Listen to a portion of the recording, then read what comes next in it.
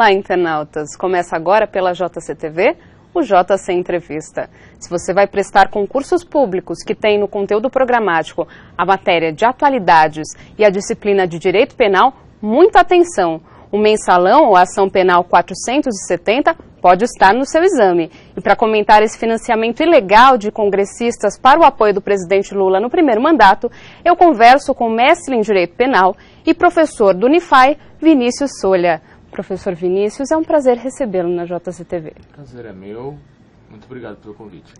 Como o senhor avalia a execução penal no caso do mensalão da ação penal 470? Bem, vejamos. A ação penal 470, ela é uma ação extremamente excepcional.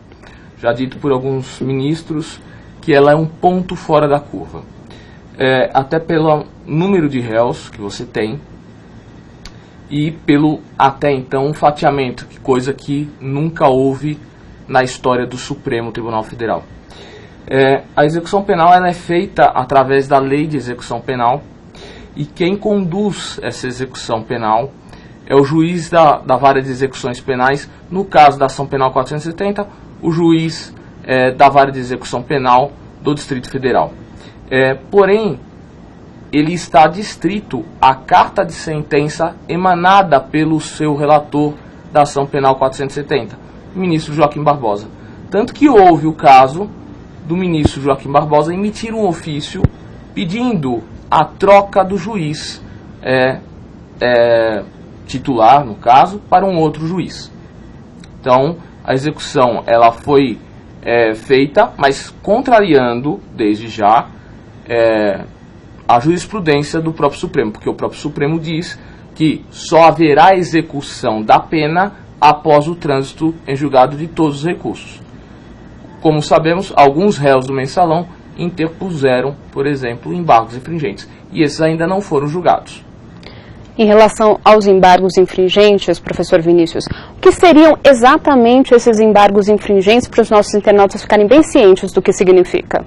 Embargos infringentes, na verdade, são recursos que eles já advêm até das ordenações afonsinas, manuelinas e filipinas, e elas estão previstas no artigo 606 do Código de Processo Penal.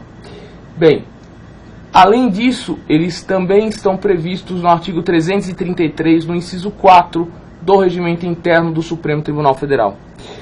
Bem, quando há 4 votos a favor do réu, é admissível que se imponha embargos infringentes. Ou seja, há rediscussão sobre a matéria de fato e de direito apenas no tocante àqueles 4 pontos divergentes. No caso dos réus da ação penal 470, somente no que tange ao crime de quadrilha ou bando, que hoje, pela Lei 12.850 de 2013, não se chama mais quadrilha ou bando, se chama crime de associação criminosa. Sim, nesse crime de associação criminosa, muitas frentes propagaram que os acusados, os réus, já tinham sido condenados antes mesmo do julgamento. Qual a opinião que o senhor tem a respeito? Bem, veja, diferentemente de um tribunal do júri, onde existe a opinião e a pressão popular, além da pressão midiática, os ministros do Supremo, eles não se pautam pela pressão. Eu gosto muito de uma frase que o ministro Marco Aurélio usa, ele diz: eu julgo segundo a minha ciência e consciência. Então, os ministros do Supremo votam sem se pautar pela pressão popular. É claro que com as manifestações do mês de julho, é claro que o julgamento, provavelmente em algum momento, os ministros sentiram a pressão de julgarem de acordo com a vontade e a manifestação popular, dita até num embate entre 2 eminentes ministros da casa. Um dizendo que não se pautava pela pressão popular e o outro dizendo: eu devo satisfação aos meus jurisdicionados. Então, portanto, eu acho que não houve, no meu entendimento, o plenário do Supremo, ele não foi pautado pela pressão popular, digamos assim. Um fato que corrobora tudo isso foi a opinião do ministro Celso de Mello, a quem coube a decisão dos embargos infringentes, que foi exatamente pela consciência, pelo que ele acreditava e não pela pressão popular. Sim. Em relação a esse episódio, a essa ação 470, essa ação penal 470, houve acusados que para eles o crime prescreveu. Quando ocorre a prescrição de um crime? A prescrição de um crime ela ocorre em duas frentes, em duas maneiras, podemos assim dizer. Existe o que nós chamamos de pretensão da prescrição punitiva e existe o que nós chamamos de prescrição da pretensão executória. O que é a prescrição da pretensão punitiva? Ou seja, eu tenho a pena em concreto, ou seja, uma pena que varia de 1 a 3 anos, e eu tenho um lapso temporal no qual o Estado ele é obrigado a me julgar durante esse prazo, durante esse tempo.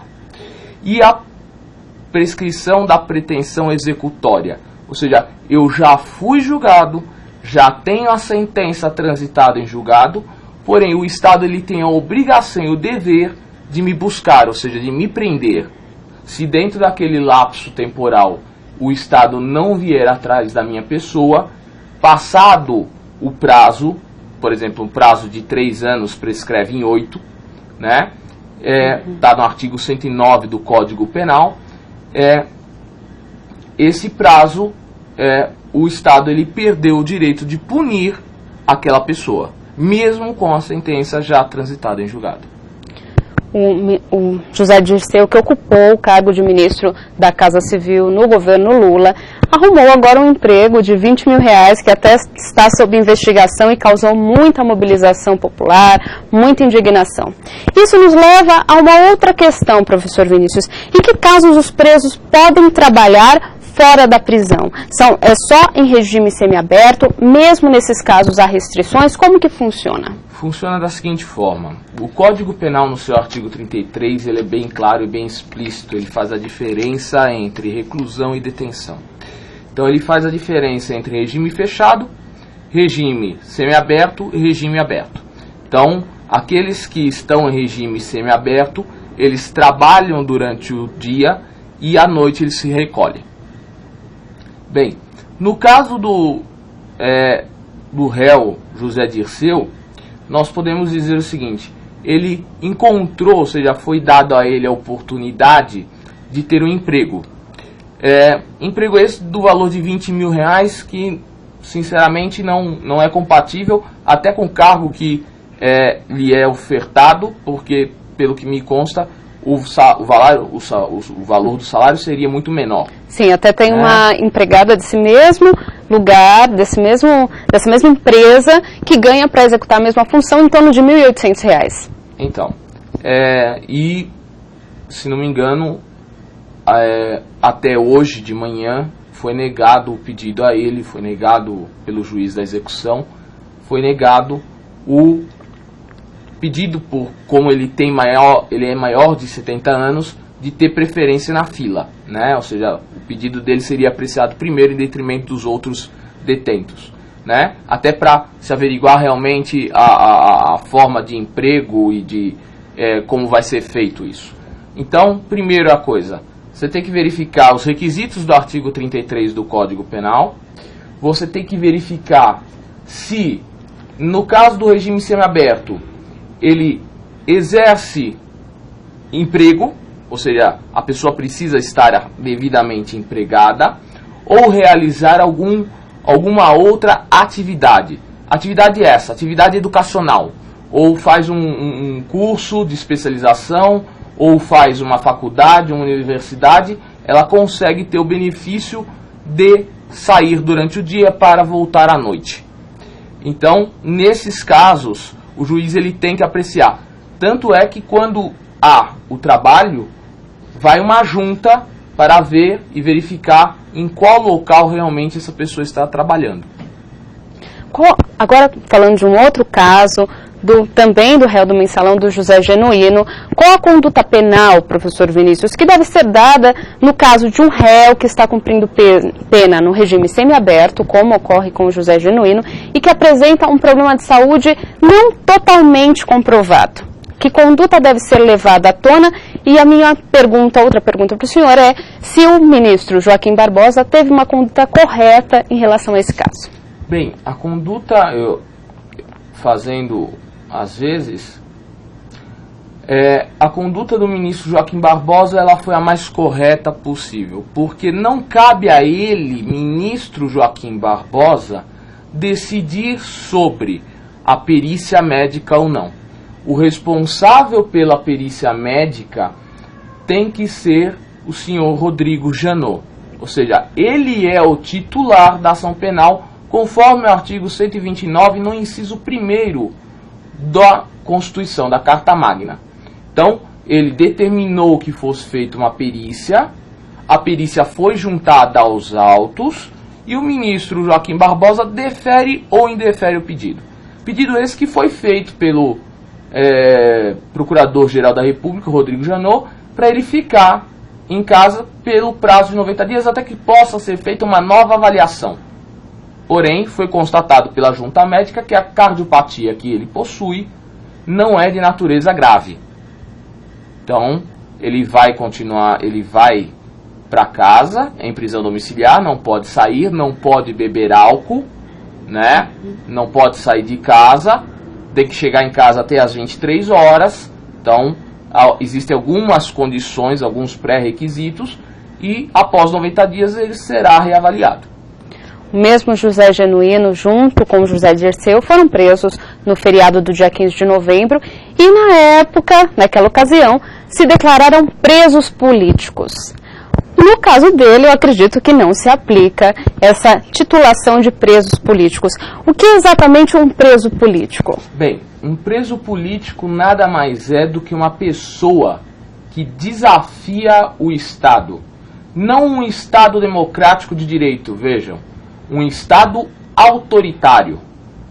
O seu Cesare Battisti alega de todas as formas que ele foi perseguido na Itália por ser considerado um preso político. E foi o que foi aventado quando da possível extradição dele pelo então advogado dele e hoje ministro do Supremo Tribunal Federal, Luiz Roberto Barroso.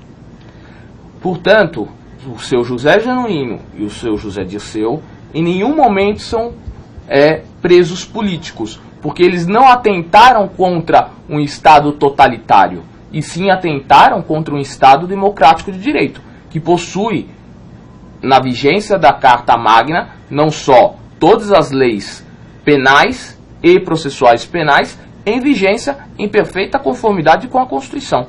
Então, e eles, além disso, eles obtiveram um julgamento, no qual eles obtiveram toda a defesa e toda a ampla defesa e todo o contraditório. Então, não há que se falar em que eles são presos políticos. Isso é uma denominação, ao meu ver, ao meu sentir, para os partidários do partido ao qual eles são filiados. O Henrique Pisolato, outro réu dessa ação penal 470, está foragido na Itália. Que desdobramentos esse caso pode ter? Tem que ocorrer como ocorreu com outros foragidos nesse mesmo país, de ele estar numa zona em que o Brasil possa atuar, ou no caso dele é um pouco diferente? Não, no caso do senhor Henrique Pisolato, se confirmado mesmo que ele se encontra na República Italiana, o Brasil, a única coisa que pode fazer é solicitar ao Estado italiano a sua extradição. Um famoso e célebre caso também, da mesma forma, também na Itália, o seu Salvatore Cacciola, ele também foi à Itália e ele foi preso em Mônaco. Então, o que tem que ser solicitado? Tem que ser solicitado pelo Procurador-Geral da República a extradição dele. Porém, o seu Henrique Pisolato possui a cidadania italiana, ou seja, ele é um cidadão nacional italiano. E a Itália, assim como o Brasil, não extradita os seus nacionais. Então não haverá forma, se ele não puser os pés fora de território italiano, não haverá como extraditar o seu Henrique Pizzolatto. De uma forma mais prática, professor Vinícius, quais os efeitos que o julgamento do mensalão da ação penal 470 trarão para o futuro do Brasil, na sua opinião? Vejam, eu creio que em termos políticos é um choque, porque é a primeira vez que o Supremo Tribunal Federal, tirando Nathan Donadon, é a primeira vez que ele se vê diante de uma situação na qual ele possui diversos agentes políticos como réus, né? É a primeira vez também que esses agentes políticos são condenados. O que eu gostaria de dizer, e talvez aí algumas pessoas não tenham ainda pensado nesse aspecto, é que como houve a compra de votos durante o primeiro governo, o primeiro mandato do governo Lula, essa base aliada corrompida aprovou diversas e inúmeras emendas à Constituição e leis. Leis essas que podem ser declaradas inconstitucionais pelo Procurador-Geral da República, pedido de inconstitucionalidade, e seria um efeito dominó em decorrência da ação penal 470, na qual pode ser que pessoas que não tenham absolutamente nada a ver com a ação penal 470 tenham que vir ao judiciário e se socorrer do judiciário dizendo o seguinte: olha, mas eu me utilizei e me beneficiei de tal lei que foi aprovada pelos mensaleiros, legalmente, legitimamente, e agora eu perco esse direito porque, na verdade, o ato ele é nulo, de pleno direito. Mas para ocorrer isso, professor, o que é preciso? É preciso que o Procurador-Geral da República ou qualquer um dos agentes instados no artigo 103 da Constituição venha e provoque o Supremo Tribunal Federal. Ou seja, qualquer um daqueles agentes, presidente da Câmara dos Deputados, presidente do Senado, políticos com representação perante o Congresso Nacional, o próprio Procurador-Geral da República, venham e provocam uma ação direta de inconstitucionalidade perante os atos que eles achem que foram afetados pela ação penal 470. Isso é um fato que realmente pode ocorrer ou é uma daquelas questões que no nosso país deveriam ocorrer, mas ninguém faz nada? Não, elas podem ocorrer. Elas podem ocorrer desde que haja vontade por parte de um desses legitimados do artigo 103. Ela realmente pode ocorrer. E na prova do concurso público, falando para o candidato que está nos assistindo, como que essa ação penal 470, o mensalão, o julgamento do mensalão, todos os réus envolvidos, podem ser tema nas questões? Bem, veja, existe alguns tópicos que eu elencaria que seriam bem úteis numa prova de um concurso público, seja ele para qualquer carreira. Então, o primeiro fato, o fato do ministro Joaquim Barbosa ter usado a teoria do domínio do fato como teoria, porque o Código Penal brasileiro adota uma teoria finalista, na qual você, com a teoria do domínio do fato, você conseguiu alcançar pessoas que, pela teoria finalista, não conseguiriam ser alcançadas. Então, o primeiro ponto a ser esclarecido.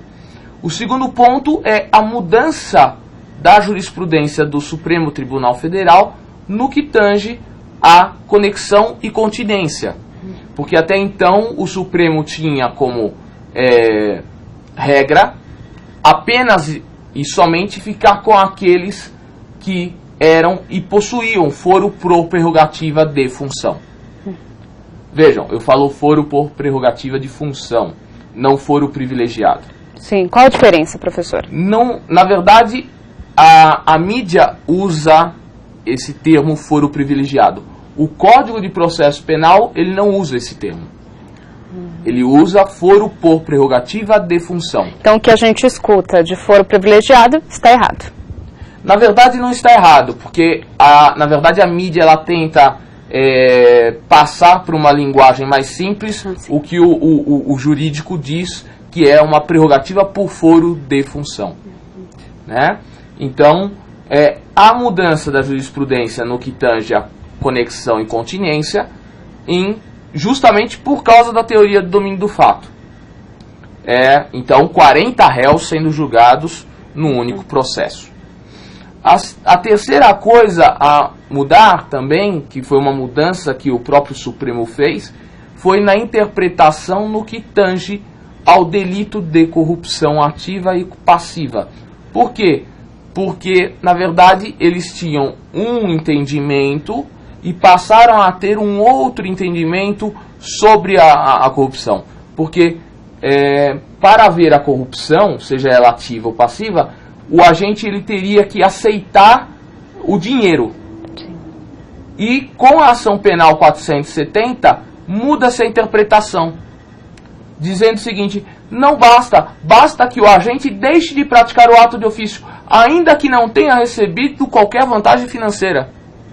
Veja, a mudança é extremamente significativa. Sim. Porque a partir do momento em que eu não recebo o objeto, né, a vantagem pecuniária, né, para deixar de realizar um determinado ato de ofício, e basta que eu prometa para alguém que eu vou dar, a jurisprudência de mais ou menos quase um século de Supremo foi mudada com a ação penal 470. Sim. E até essa questão que o senhor comentou há umas perguntas atrás, que a gente não fala mais, formação de quadrilha. Sim. Isso também pode ser uma questão de prova. Sim, pode ser uma questão de prova, até porque a lei é de 2013, a lei é de maio de 2013.